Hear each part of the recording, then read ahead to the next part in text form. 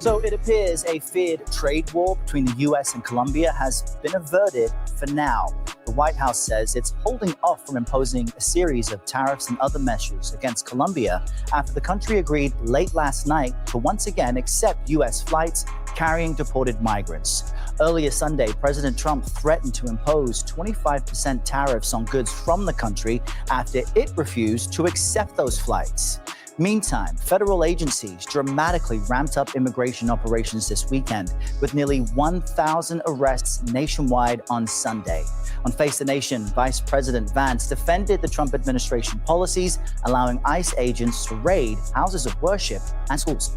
I support us doing law enforcement. So yeah, Colombia tried to pull a fast one on us and not want to accept their people after they were put into the whole deportation process, and they tried to put up a front like, nah, we're not letting them planes land here. Trump said, oh really? Check this out. The price on the brick going up. Like, he went nuclear on them. I'm raising the prices on this. I'm putting bans on visas. I'm gonna make sure that everybody that's a foreign national feels it. Like, he went ape, and they was like, all right. They quickly changed positions because they ain't want that smoke. Enforcement against violent criminals, whether they're illegal immigrants or anybody else, in a way that keeps us safe. And Trump fired more than a dozen inspectors general late Friday night, including some he appointed during his first term. Inspectors general are independent employees who are tasked with identifying fraud, waste, and abuse in the federal government. And take a look at this. Saturday, the president made a surprise appearance at a Las Vegas casino. This after a scheduled address where he promoted his plan to end taxes on tips. So if you're a restaurant worker, a server, a valet, a bellhop, a bartender, or one of my caddies, I go through caddies like candy. If I play badly, I always blame my caddy. Or any other worker who relies on tipped income, your tips will be 100% yours. This morning, we have team coverage on all of this for you with Aaron Navarro and Natalie Brand. People don't understand, like, for the working class person and the people who feel like they're the unseen in this country, like, stuff like that goes such a long way. It really does go such a long way. Because people look at it like, oh, tips? When I get a tip, I definitely feel like that. Especially when you got people who do Uber and Uber Eats now, and that's pretty huge. That's a pretty big thing, actually. For a lot of them, I'm thinking about just restaurants, right? But it's also the people who do Uber Eats and all type of other deliveries, DoorDashing and Uber, all those tips, non-taxable. So, stuff like that really makes his base get excited. It's provocative. And following the Trump administration for us, Aaron, let's begin with you, our CBS News reporter in our DC bureau. And let's start with Colombia. Flights like this happen all the time. So why did the nation refuse to accept them? And how did Trump respond?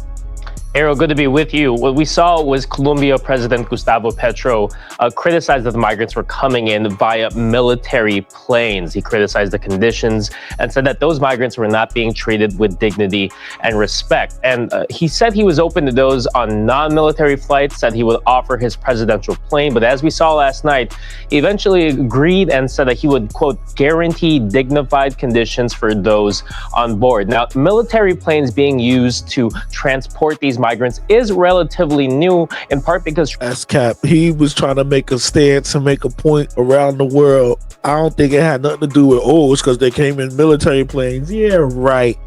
If you believe that, I got a bridge in Brooklyn to sell you. Yeah, right. Bro was trying to get off on the world stage and make it seem like he was going to hold some weight. Trump said, what? Who you playing with? Press the button. Trump's administration is increasing the role of the Defense Department when it comes to immigration and his plans for mass deportation. Now, we also saw over the weekend a major crackdown by immigration authorities. Where specifically did we see that, and what happened? Yeah, just yesterday, we saw about 1,000 arrests by ICE. And just for context, in 2024, under the last year of the Biden administration, there was a daily average of about 312 arrests. So definitely an increase there. They targeted those with warrants. We also saw the DEA, ATF, and FBI assist as the Trump administration is looking to get more to help Border Patrol and ICE agents. And we saw it happen in Chicago, Denver, Houston, Miami, and San Antonio, right in that border state of Texas. And we've also learned, Aaron, that the Trump administration is working on an immigration deal with El Salvador. What can you tell us about that development? Yeah, they are developing an asylum agreement with El Salvador's government that would allow the U.S. to deport migrants there that may not even be from El Salvador. It's an arrangement known as the, quote, Safe Third Country Agreement, which would empower U.S. immigration officials to deport some migrants to El Salvador, blocking them from requesting asylum in the U.S. instead.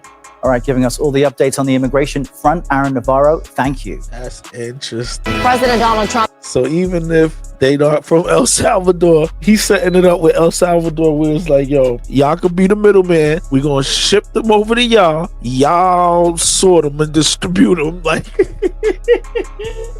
that's what, yo, that is wild. Hold on. As I say that out loud, that is wild.